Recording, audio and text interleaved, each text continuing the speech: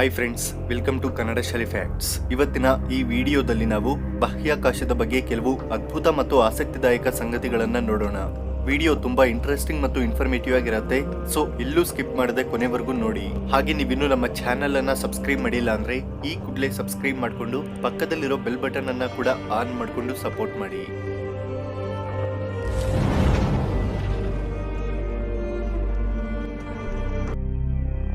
Guys, big bang theory ಪ್ರಕಾರ ಈ ನಮ್ಮ ಬ್ರಹ್ಮಾಂಡ ರೂಪುಗೊಂಡು ಸುಮಾರು 13.8 ಶತಕೋಟಿ ವರ್ಷಗಳಾಗ್ತಿದೆ. ಅಂಡ್ ನಮ್ಮ ಭೂಮಿ ಮತ್ತು ನಮ್ಮ ಇಡೀ ಈ ಸೋಲಾರ್ ಸಿಸ್ಟಮ್ ಇರುವಂತಹ ಮಿಲ್ಕಿ ವೇ ಗ್ಯಾಲಕ್ಸಿ ರೂಪುಗೊಂಡು ಸುಮಾರು 13.6 ಶತಕೋಟಿ ವರ್ಷಗಳಾಗ್ತಿದೆ. ಈ ನಮ್ಮ ಗ್ಯಾಲಕ್ಸಿಯ ವ್ಯಾಸ ಸುಮಾರು 1,20,000 ಲೈಟ್ ಇಯರ್ಸ್ ಇದೆ.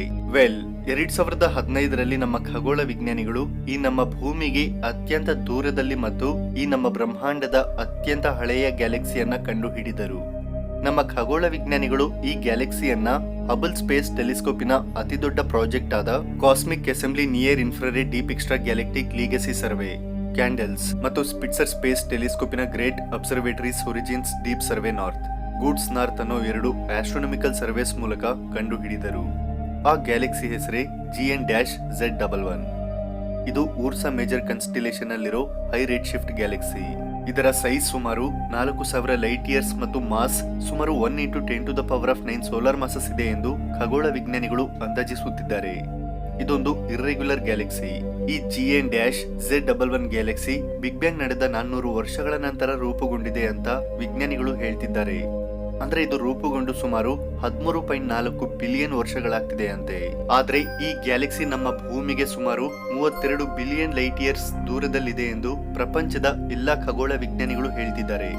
ಅಂದ್ರೆ ನಮ್ಮ ವಿಜ್ಞಾನಿಗಳು ಕಂಡು ಹಿಡಿದ ಅತ್ಯಂತ ಹಳೆಯ ಮತ್ತು ದೂರದಲ್ಲಿರೋ ಗ್ಯಾಲಕ್ಸಿ ಈ GN-Z11. ಒಂದು ವೇಳೆ ಈ ಗ್ಯಾಲಕ್ಸಿಯಲ್ಲಿ ಅಡ್ವಾನ್ಸ್ ಏಲಿಯನ್ ಸಿವಿಲೈಸೇಷನ್ ಇದ್ದು ಅವರು ಅವರ ಹತ್ತಿರವಿರೋ ಅಡ್ವಾನ್ಸ್ ಟೆಲಿಸ್ಕೋಪ್ ಇಂದ ನೋಡಿದ್ರೆ ಅವರಿಗೆ ನಮ್ಮ ಸೋಲಾರ್ ಸಿಸ್ಟಮ್ ಆಗ್ಲಿ ಅಥವಾ ನಮ್ಮ ಮಿಲ್ಕಿ ವೇ ಗ್ಯಾಲಕ್ಸಿ ಆಗ್ಲಿ ಕಾಣಿಸೋದಿಲ್ಲ. ಯಾಕಂದ್ರೆ ಅವರು ನೋಡೋ ಆ ಸಮಯದಲ್ಲಿ ನಮ್ಮ ಮಿಲ್ಕಿ ವೇ ಗ್ಯಾಲಕ್ಸಿ ಇನ್ನೂ ಫಾರ್ಮೇ ಆಗಿರೋದಿಲ್ಲ. ಯಾಕಂದ್ರೆ ನಮ್ಗೆ ಅಂತರಿಕ್ಷದಲ್ಲಿ ಕಾಣಿಸೋ ಪ್ರತಿಯೊಂದು ಆಬ್ಜೆಕ್ಟಿನ ಪಾಸ್ಟ್ ಅನ್ನ ನಾವು ನೋಡ್ತಿದ್ದೇವೆ. ಆ ಆಬ್ಜೆಕ್ಟ್ ಇಂದ ಬಿಡುಗಡೆಯಾದ ಬೆಳಕು ಅಂತರಿಕ್ಷದಲ್ಲಿ ಪ್ರಯಾಣಿಸಿ ನಮ್ಮ ಭೂಮಿಗೆ ತಲುಪಿದಾಗ ಮಾತ್ರ ನಾವು ಆ ಆಬ್ಜೆಕ್ಟ್ ಅನ್ನ ನೋಡ್ತೀವಿ. ಉದಾಹರಣೆಗೆ ಬೆಟೆಲ್ ಜ್ಯೂಸ್ ಅನ್ನೋ ಈ ಭಾರಿ ನಕ್ಷತ್ರ ಸೂಪರ್ನೋವವಾಗಿ ಸ್ಫೋಟಗೊಂಡಿರಬಹುದು ಅಂತ ಕೆಲವು ವಿಜ್ಞಾನಿಗಳು ಹೇಳ್ತಿದ್ದಾರೆ.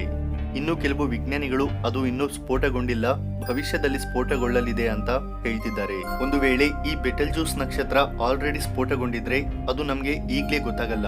ಯಾಕಂದ್ರೆ ಈ ನಕ್ಷತ್ರ ನಮ್ಮ ಭೂಮಿಗೆ ಸುಮಾರು 642.5 ಲೈಟ್ ಇಯರ್ಸ್ ದೂರದಲ್ಲಿದೆ. ಆ ಸೂಪರ್ನೋವಾ ಲೈಟ್ ಇನ್ನು ಅಂತರಿಕ್ಷದಲ್ಲಿ ನಮ್ಮ ಭೂಮಿಯ ಕಡೆಗೆ ಬರ್ತಿರಬಹುದು. ಗೈಸ್, ಮುಂದಿನ ಫ್ಯಾಕ್ಟ್ ಗೆ ಹೋಗೋಕ್ಕೂ ಮೊದಲು ನಿಮ್ಮಲ್ಲಿ ಒಂದು ಸಣ್ಣ ರಿಕ್ವೆಸ್ಟ್. ಅದೇನಂದ್ರೆ ಈ ವಿಡಿಯೋಗೆ ಈ ಕೂಡಲೇ ಲೈಕ್ ಮತ್ತು ಕಾಮೆಂಟ್ ಮಾಡಿ. ಈ ಚಿತ್ರವನ್ನ ಒಂದ್ಸಲ ನೋಡಿ. ಇದು ನೋಡೋದಿಕ್ಕೆ ಘೋಸ್ಟ್ ಅಥವಾ ಏಲಿಯನ್ ರೀತಿ ಇದೆ ಅಲ್ವಾ? ಇದನ್ನ ಹಬಲ್ ಸ್ಪೇಸ್ ಟೆಲಿಸ್ಕೋಪ್ ಜೂನ್ 19, 2019ರಲ್ಲಿ ಕ್ಯಾಪ್ಚರ್ ಮಾಡಿತು. ಇದರಲ್ಲಿ 2 ಒಂದೇ ಸೈಜ್ ಅಲ್ಲಿರೋ ಗ್ಯಾಲಕ್ಸಿಗಳು ಒಂದರಲ್ಲೊಂದು ಸೇರುತ್ತಿರೋ ರೀತಿ ಕಾಣಿಸ್ತಿದೆ. ಇದರ ಹೆಸರು ಆರ್ಪ್ ಮೆಡೋರ್ 2026-424. ಈ ಗ್ಯಾಲಕ್ಸಿಗಳು ನಮ್ಮ ಭೂಮಿಗೆ ಸುಮಾರು 70,40,00,000 ಲೈಟ್ ಇಯರ್ಸ್ ದೂರದಲ್ಲಿದೆ. ಶೀಘ್ರದಲ್ಲೇ ಈ 2 ಗ್ಯಾಲಕ್ಸಿಗಳು ಒಂದರಲ್ಲೊಂದು ಮರ್ಜ್ ಆಗಿ ಒಂದು ಹೊಸ ಗ್ಯಾಲಕ್ಸಿಯಾಗಿ ಫಾರ್ಮ್ ಆಗಲಿದೆ ಅಂತೆ. ಗೈಸ್, ಈ ಫ್ಯಾಕ್ಟ್ ಸ್ವಲ್ಪ ವಿಚಿತ್ರವಾಗಿ ಹಾಗೂ ಇಂಟ್ರೆಸ್ಟಿಂಗ್ ಆಗಿರುತ್ತೆ. ಅದೇನಂದ್ರೆ ಡೈನೋಸಾರ್ಗಳು ಹೇಗೆ ಅಂತ್ಯಗೊಂಡವು ಅನ್ನೋ ವಿಷಯ ನಮ್ಗೆಲ್ಲರಿಗೂ ಗೊತ್ತು. ಆದ್ರೆ ಇತ್ತೀಚೆಗೆ ಕೆಲವು ಆಸ್ಟ್ರೋನಮರ್ಸ್ ಮಾಡಿದ ಅಧ್ಯಯನದಲ್ಲಿ ಒಂದು ಇಂಟ್ರೆಸ್ಟಿಂಗ್ ವಿಷಯ ಗೊತ್ತಾಯ್ತು. ಅದೇನಂದ್ರೆ ಡಾರ್ಕ್ ಮ್ಯಾಟರ್ ಅನ್ನೋದು ಈ ಬ್ರಹ್ಮಾಂಡದಲ್ಲಿದೆ ಅಂತ ನಮಗ್ ಗೊತ್ತು. ಆದ್ರೆ ಅದನ್ನ ನಾವು ಪ್ರಾಕ್ಟಿಕಲ್ ಆಗಿ ಡಿಟೆಕ್ಟ್ ಮಾಡಲು ಸಾಧ್ಯವಾಗುತ್ತಿಲ್ಲ. ಆದ್ರೆ ರೀಸೆಂಟ್ ಸ್ಟಡಿ ಪ್ರಕಾರ ಈ ಡಾರ್ಕ್ ಮ್ಯಾಟರ್ ಅನ್ನೋದು ನಾರ್ಮಲ್ ಮ್ಯಾಟರ್ ದೊಂದಿಗೆ 5% ಇಂಟರಾಕ್ಟ್ ಆಗ್ತಿದೆ ಅಂತ ಗೊತ್ತಾಯ್ತು. ಆದ್ರೆ ಈ ಡಾರ್ಕ್ ಮ್ಯಾಟರ್ ಅನ್ನೋದು ಒಂದು ಡಿಸ್ಕ್ ರೀತಿ ನಮ್ಮ ಗ್ಯಾಲಕ್ಸಿಯಲ್ಲಿ ಫಾರ್ಮ್ ಆಗಿದೆ. ಆದ್ರೆ ಈ ಡಾರ್ಕ್ ಮ್ಯಾಟರ್ ಡಿಸ್ಕ್ ದೊಂದಿಗೆ ನಾರ್ಮಲ್ ಮ್ಯಾಟರ್ ಅನ್ನೋದು 5% ಇಂಟರಾಕ್ಟ್ ಆಗ್ತಿದೆ ಅಂತ ನಾವು ಹೇಳ್ಕೊಂಡ್ವಿ ಅಲ್ವಾ? ಸೊ ಇಲ್ಲೇ ಇರೋ ಒಂದು ಇಂಟ್ರೆಸ್ಟಿಂಗ್ ವಿಷಯವೇನೆಂದ್ರೆ ನಮ್ಮ ಸೋಲಾರ್ ಸಿಸ್ಟಮ್ ಅನ್ನೋದು ಪ್ರತಿ 250 ಮಿಲಿಯನ್ ವರ್ಷಗಳಿಗೊಮ್ಮೆ ನಮ್ಮ ಗ್ಯಾಲಕ್ಸಿಯ ಸುತ್ತ ಆರ್ಬಿಟ್ ಆಗುತ್ತೆ. ಸೊ ಆ ಪ್ರೋಸೆಸ್ ಅಲ್ಲಿ ನಮ್ಮ ಸೋಲಾರ್ ಸಿಸ್ಟಮ್ ಕೂಡ ಆ ಡಾರ್ಕ್ ಮ್ಯಾಟರ್ ಡಿಸ್ಕ್ ದೊಂದಿಗೆ ಇಂಟರಾಕ್ಟ್ ಆಯಿತು. ಆ ಸಮಯದಲ್ಲಿ ಸೋಲಾರ್ ಸಿಸ್ಟಮ್ ಸುತ್ತ ಊರ್ಟ್ ಕ್ಲೌಡ್ ಅನ್ನೋದು ಆಸ್ಟ್ರಾಯ್ಡ್ಸ್ ಇಂದ ತುಂಬಿರುತ್ತೆ. ಸೊ ಆ ಡಾರ್ಕ್ ಮ್ಯಾಟರ್ ಡಿಸ್ಕ್ ಅನ್ನೋದು ಊರ್ಟ್ ಕ್ಲೌಡ್ ದೊಂದಿಗೆ ಇಂಟರಾಕ್ಟ್ ಆಗೋದ್ರಿಂದ ಅದರಲ್ಲಿರೋ ಆಸ್ಟ್ರಾಯ್ಡ್ಸ್ ಮತ್ತು ಕಾಮೆಟ್ಸ್ ಅನ್ನೋವು ನಮ್ಮ ಭೂಮಿ ಮೇಲೆ ಬಿದ್ದು ಡೈನೋಸಾರ್ಗಳ ಜಾತಿಯನ್ನ ಅಂತ್ಯ ಮಾಡಿರಬಹುದು ಎಂದು ಹೇಳ್ತಿದ್ದಾರೆ. ಯಾಕಂದ್ರೆ ನಮ್ಮ ಸೋಲಾರ್ ಸಿಸ್ಟಮ್ ಅನ್ನೋದು ಗ್ಯಾಲಕ್ಸಿಯಲ್ಲಿ ಒಂದು ಅಲೆಯ ರೀತಿ ಪ್ರಯಾಣಿಸುತ್ತೆ. ಆದ್ದರಿಂದ ನಮ್ಮ ಸೋಲಾರ್ ಸಿಸ್ಟಮ್ ಒಂದ್ಸಲ ಮೇಲಕ್ಕೆ ಹೋದಾಗ ಡಾರ್ಕ್ ಮ್ಯಾಟರ್ ಡಿಸ್ಕ್ ದೊಂದಿಗೆ ಇಂಟರಾಕ್ಟ್ ಆಗುತ್ತೆ. ಸೊ ಆಗ ಗ್ರಾವಿಟೇಷನಲ್ ಫೋರ್ಸ್ ಅನ್ನೋದು ಅಲ್ಲಿ ತುಂಬಾ ಹೆಚ್ಚಾಗಿರುತ್ತೆ. ಆದ್ರೆ ನಮ್ಮ ಸೋಲಾರ್ ಸಿಸ್ಟಮ್ ಈ ರೀತಿ ಮೇಲಕ್ಕೆ ಕೆಳಕ್ಕೆ ಬರೋದಕ್ಕೆ 35 ವರ್ಷಗಳ ಸಮಯ ತೆಗೆದುಕೊಳ್ಳುತ್ತೆ. ಅಂದ್ರೆ ಈ ನಮ್ಮ ಸೋಲಾರ್ ಸಿಸ್ಟಮ್ ಮೇಲಿಂದ ಕೆಳಗೆ ಬರೋದಕ್ಕೆ ಹಾಗೂ ಕೆಳಗಿಂದ ಮೇಲಕ್ಕೆ ಹೋಗೋದಕ್ಕೆ ಒಟ್ಟು 70 ಮಿಲಿಯನ್ ವರ್ಷಗಳ ಸಮಯ ತೆಗೆದುಕೊಳ್ಳುತ್ತೆ. ಸೊ ಲಾಸ್ಟ್ ಟೈಮ್ ನಾವು ಈ ಡಾರ್ಕ್ ಮ್ಯಾಟರ್ ಡಿಸ್ಕ್ ಗೆ ರೀಚ್ ಆಗಿದ್ದು 60 ರಿಂದ 68 ಮಿಲಿಯನ್ ವರ್ಷಗಳ ಹಿಂದೆ.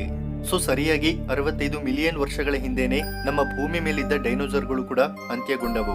ಆದ್ದರಿಂದಲೇ ಆ ಇವೆಂಟ್ ಅಲ್ಲಿ ಕ್ರಿಯೇಟ್ ಆದ ಫೋರ್ಸ್ ಇಂದ ಆಸ್ಟ್ರಾಯ್ಡ್ಸ್ ಅನ್ನೋವು ಜುಪಿಟರ್ ಅನ್ನ ದಾಟಿ ನಮ್ಮ ಭೂಮಿಯವರೆಗೆ ಬಂದಿರಬಹುದು ಎಂದು ಖಗೋಳ ವಿಜ್ಞಾನಿಗಳು ಹೇಳ್ತಿದ್ದಾರೆ. ಸೊ ಇಲ್ಲಿ ನಡೆಯೋ ಒಂದು ಘಟನೆಗೆ ಬ್ರಹ್ಮಾಂಡದಲ್ಲಿ ಇನ್ನೆಲ್ಲೋ ಪ್ರಾರಂಭವಾಗುತ್ತೆ ಅಂತ ಇದನ್ನ ನೋಡಿ ನಾವು ಅರ್ಥ ಮಾಡಿಕೊಳ್ಳಬಹುದು.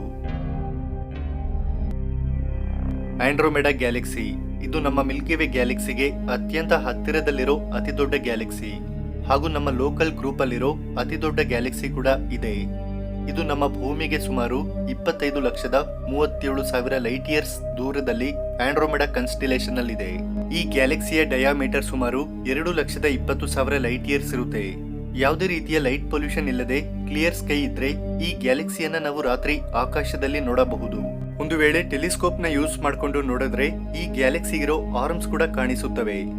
ಈಗ ನೀವು ಆಕಾಶದಲ್ಲಿ ಈ ಗ್ಯಾಲಕ್ಸಿಯನ್ನ ನೋಡ್ತಿದ್ದೀರಾ ಅಂತ ಅನ್ಕೊಳ್ಳಿ.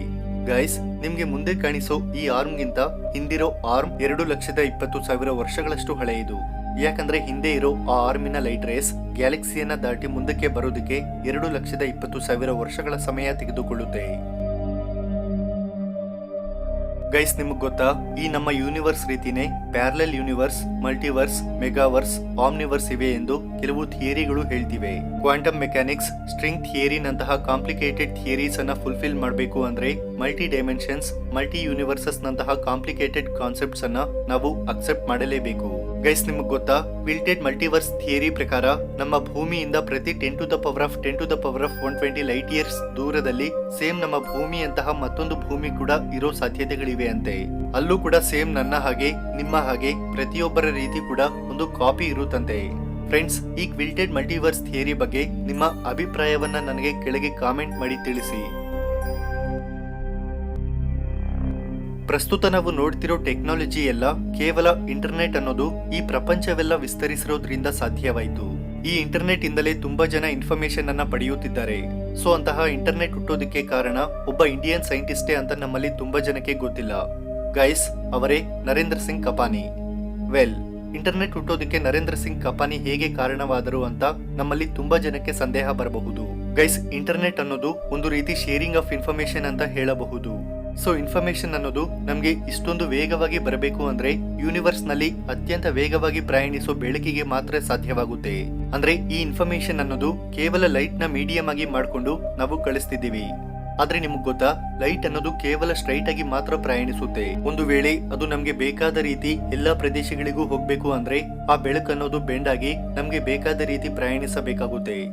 ಅದಕ್ಕಾಗಿ 1949ರಲ್ಲಿ ಆಗ್ರಾ ಯೂನಿವರ್ಸಿಟಿಯಲ್ಲಿ ಗ್ರಾಜುಯೇಷನ್ ನ ಕಂಪ್ಲೀಟ್ ಮಾಡಿ ಲಂಡನ್ಗೆ ಹೋದ ಕಪಾನಿ ಅಲ್ಲೇ ಇರೋ ಇಂಪೀರಿಯಲ್ ಕಾಲೇಜ್ ನಲ್ಲಿ ಆಪ್ಟಿಕ್ಸ್ ಮೇಲೆ PhD ಮಾಡೋ ಟೈಮ್ ಅಲ್ಲಿ ಲೈಟ್ ಅನ್ನ ಬೆಂಡ್ ಮಾಡೋದಕ್ಕೆ ಒಂದು ಟೆಕ್ನಿಕ್ ಅನ್ನ ಕಂಡು ಹಿಡಿದರು. ಅದೇನಂದ್ರೆ ಈ ಲೈಟ್ ಅನ್ನ ಒಂದು ಗ್ಲಾಸ್ ಟ್ಯೂಬ್ ನಲ್ಲಿ ಶಾಲೋ ಆಂಗಲ್ ನಲ್ಲಿ ಕಳಿಸಿದರೆ ಅದು ಗ್ಲಾಸ್ ಮೇಲೆ ರಿಫ್ಲೆಕ್ಟ್ ಆಗಿ ಮತ್ತೆ ಇನ್ನೊಂದು ಎಡ್ಜ್ಗೆ ಹೋಗುತ್ತೆ. ಸೊ ಹೀಗೆ ಬೌನ್ಸ್ ಆಗ್ತಾ ಗ್ಲಾಸ್ ಟ್ಯೂಬ್ ಆಚೆಗೆ ಟ್ರಾವೆಲ್ ಮಾಡುತ್ತೆ. ಆದ್ರೆ ಈ ಒಂದು ಇನ್ಫಾರ್ಮೇಶನ್ ಅನ್ನ ಕಳಿಸೋದಕ್ಕೆ ಹೆಚ್ಚು ಲೈಟ್ ಅನ್ನ ಕಳಿಸಬೇಕಾಗುತ್ತೆ. ಅದಕ್ಕಾಗಿ ಫೈಬರ್ ಆಪ್ಟಿಕ್ಸ್ ಅನ್ನ ಕಪಾನಿ ಉಪಯೋಗಿಸಿದರು. ಈ ಫೈಬರ್ ಆಪ್ಟಿಕ್ಸ್ ಅನ್ನೋದು ಲೈಟ್ ಅನ್ನ ಸಣ್ಣ ಸಣ್ಣ ಭಾಗಗಳಾಗಿ ಬೇರ್ಪಡಿಸಿ ಟ್ರಾವೆಲ್ ಮಾಡೋ ರೀತಿ ಮಾಡುತ್ತೆ. ಸೊ ಹೆಚ್ಚು ಇನ್ಫಾರ್ಮೇಶನ್ ಅನ್ನ ನಾವು ಆಪ್ಟಿಕಲ್ ಫೈಬರ್ಸ್ ಮೂಲಕ ಕಳಿಸಬಹುದು ಅಂತ ಕಂಡು ಹಿಡಿದರು. ಆದ್ದರಿಂದಲೇ ಇವತ್ತು ಎಲ್ಲಿಗೆ ಬೇಕಿದ್ರು ನಾವು ಈ ಫೈಬರ್ಸ್ ಮೂಲಕ ಇಂಟರ್ನೆಟ್ ಅನ್ನ ಕಳಿಸ್ತಿದ್ದೀವಿ. ಸೊ ವೆಸ್ಟರ್ನ್ ಸೊಸೈಟಿಯಲ್ಲಿ ನರೇಂದ್ರ ಸಿಂಗ್ ಕಪಾನಿಗೆ ಒಳ್ಳೆ ಹೆಸರಿದೆ. ಆದ್ರೆ ನಮ್ಮ ಭಾರತದಲ್ಲಿ ಮಾತ್ರ ಅವರ ಬಗ್ಗೆ ತುಂಬಾ ಜನಕ್ಕೆ ಗೊತ್ತೇ ಇಲ್ಲ ಅಂತ ಹೇಳಬಹುದು. ಗೈಸ್, ನಿಮ್ಮಲ್ಲಿ ಎಷ್ಟು ಜನಕ್ಕೆ ಈ ನರೇಂದ್ರ ಸಿಂಗ್ ಕಪಾನಿ ಬಗ್ಗೆ ಇದಕ್ಕೂ ಮೊದಲೇ ಗೊತ್ತಿತ್ತು ಅಂತ ಕೆಳಗೆ ಕಾಮೆಂಟ್ ಮಾಡಿ ತಿಳಿಸಿ. ಓಕೆ ಫ್ರೆಂಡ್ಸ್, ವಿಡಿಯೋ ಇಷ್ಟ ಆಗಿದ್ರೆ ಲೈಕ್ ಮಾಡಿ, ಹಾಗೆ ನಿಮ್ಮ ಫ್ರೆಂಡ್ಸ್ಗೆ ಶೇರ್ ಮಾಡ್ಕೊಳ್ಳಿ. ಮತ್ತಷ್ಟು ಇಂಟ್ರೆಸ್ಟಿಂಗ್ ವಿಡಿಯೋಸ್ಗೋಸ್ಕರ ನಮ್ಮ ಚಾನೆಲ್ ಅನ್ನ ಈ ಕೂಡಲೇ ಸಬ್ಸ್ಕ್ರೈಬ್ ಮಾಡಿಕೊಂಡು ಸಪೋರ್ಟ್ ಮಾಡಿ. Thanks for watching. Jai Hind.